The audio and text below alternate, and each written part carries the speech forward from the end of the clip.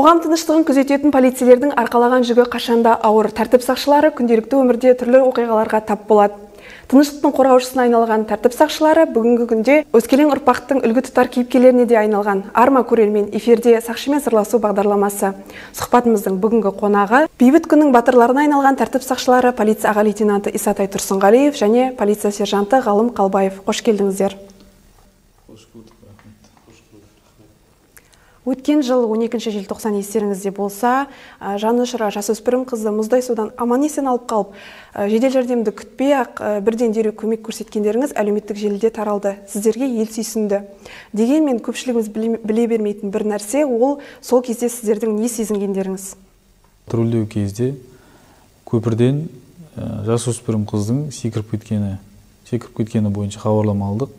Сол хабарламаға дереу тездетіп жетіп, қызды аман-есен Жайық өзенінен шығарып құтқарып алдық. Бұл қызды шығарып алғанымыз енді ерлік деп есептемейміз. Біздің бірінші басты мақсатымыз халқымызға, өзіміздің азаматтарымызға көмектесу, қиын кезде, қиын жағдайда көмектесу болып деп есептейміз. Өзімізге де оңай болған жоқ, әрине салқын күні, қыстың қақаған аязында суға түсу біздерге оңай болған жоқ, әрине. Осыған қарамастан қызды аман-есен судан алып шықтық. Қазіргі уақытта жасөспірім қызбен байланысып, хабарын біліп тұрасыздар ма? Әрине, қыз баламен сөйлесіп тұрамыз. Қазіргі уақытта қыз баланың жағдайы бір қалыпты. Апасымен сөйлесіп тұрамыз. Оған ошалысып, жағдайын сұрап, бізге де көп өздерінің алғыстарын айтып жатыр. Ата-анасы, апалары. Жалпы ішкі істер органдарында қызмет ету, табандылықты, жауапкершілікті талап етеді деп жатады. Ал сіздер полиция органына қашан жұмысқа кірдіңіздер және неліктен? Полиция қызметкері болу бала күндегі арманым. Қазіргі уақытта патрульдік полиция батальонында қызмет атқарып жатырмын. Полиция қызметкері үлкен жауапкершілікті, міндетті талап ететін жұмыс. Мен де осы ішкі істер органдарында 2014 жылдан бері қызмет атқарып келемін. Яғни осы полицияда қызмет ету бала күнімдегі мен де арманым болды. Қазіргі таңда Атырау қалалық полиция басқармасының патрульдік полиция батальоны взвод командирі лауазымында жұмыс атқарып келемін.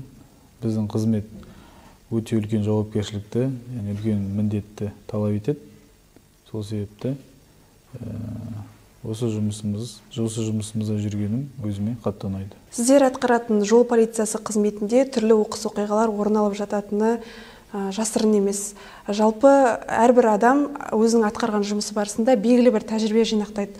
Ал сіздер өздеріңізге өмірлік азық етіп алатындай жұмыста тәжірибе жинадыңыздар ма?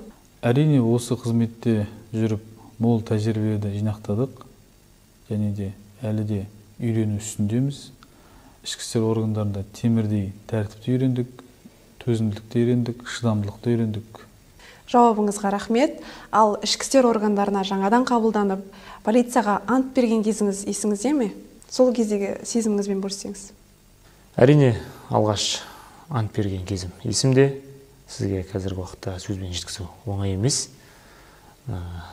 Жаңа айтып өткендей, бала күндегі арманым полиция қызметкері болу. Қазіргі уақытта полиция қатарында қызмет атқарып жүргеніме мақтан тұтамын. Алда 7 мамыр отан қорғаушылар күні мерекесі келеді. Осы мерекемен тұспа-тұс келген сұхбатымызда сіздердің әріптестеріңізге деген жылы лебіздеріңізді естісек.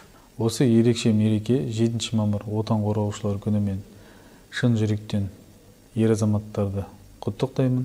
Еңбектеріне жеміс тілеймін, қажымас қайрат тілеймін. Ойлаған мақсаттарына аман-есен жетуін тілеймін. Еліміз тыныш, жұртымыз аман болсын. Сұхбаттарыңызға көп рахмет, еңбектеріңізге жеміс тілейміз. Құрметті көрермен, осымен эфир уақыты өз мәресіне жетті. Зейін қойып тыңдағандарыңызға рахмет.